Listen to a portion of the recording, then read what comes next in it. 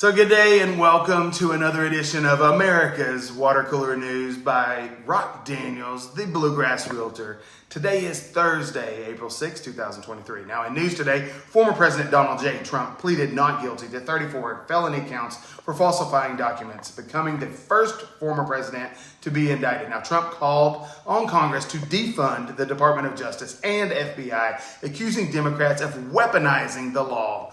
He also defended his actions on January 6, 2021, criticized the federal investigation of his handling of classified documents, and urged prosecutors in Atlanta to drop a probe into his effort to overturn the 2020 election in Georgia. Now, Trump has rallied against the New York investigation and others as politically motivated. Now, since former President Donald J. Trump's arraignment, Judge Juan and his family have received multiple threats, according to two sources. Now, dozens of threats have been directed at the judge and his chambers, and Manhattan District Attorney Alvin Bragg and his officials have received calls, emails, and letters. Now, the DA's police detail is providing extra security for them, while court officers are boosting security for the judge and the court.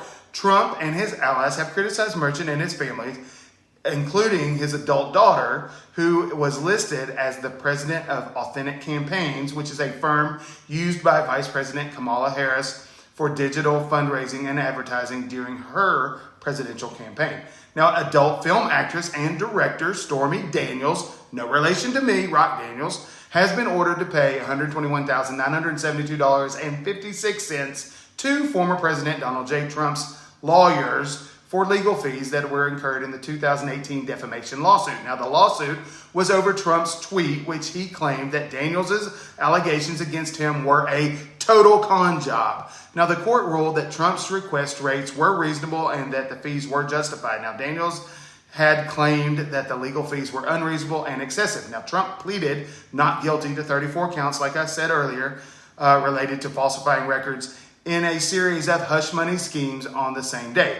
Now, OPEC, they announced a massive oil production cut, which will likely lead to gasoline prices surging ahead of the peak driving season, according to analysts. Now, OPEC members, led by Saudi Arabia and joined by Iraq and the United Arab Emirates, Kuwait, and other Middle Eastern countries, will reduce oil drilling by about 1.16 million barrels per day. Refiners will have a harder time producing summer blends of gasoline, which are formulated to limit certain emissions, and gas prices could increase by 10 to 15 cents per gallon nationwide. The average price per gallon may hit $5 per gallon during the peak driving months. Now, Robert F. Kennedy Jr., who's son of former U.S. Attorney General Robert F. Kennedy and nephew to President John F. Kennedy, filed a statement of candidacy with the Federal Election Commission on Wednesday, announcing his bid for presidency as a Democrat. Now, Kennedy, who's an anti-vaccine activist, so he's an anti-vaxxer and a Democrat, doesn't make much sense, and the chair of the anti-vaccine nonprofit group Children's Health Defense, will face an uphill battle against President Joe Biden, who has yet to officially announce his re-election campaign, but has expressed his intentions to run. Now, Cash App founder Bob Lee was fatally stabbed in San Francisco on Tuesday morning. Lee, who was visiting the city after moving to Miami, was declared dead shortly after being taken to the hospital. Now, Lee was 43 years old and was also the chief product officer at MobileCoin. Now, the incident sparked anger from the tech community over the state of San Francisco, which has been beset by issues including high levels of homelessness, a housing crisis, and increased levels of crime.